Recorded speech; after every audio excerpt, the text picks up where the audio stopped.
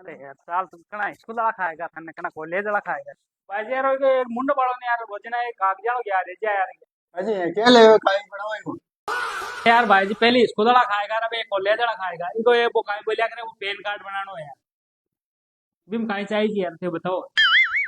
अच्छा pan card 10वीं class की मार्कशीट आधार कार्ड एक सिग्नेचर चाहिए बना फिंगर एक बार भरा ना बे यार अपन ने दो ही तो है एक काम कर तू देवा दुकान दिखे भी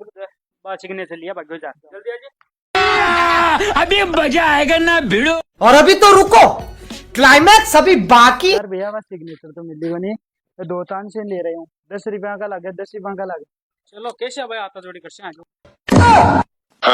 ये भाई जी हाँ तो मार्कशीट वो आधार कार्ड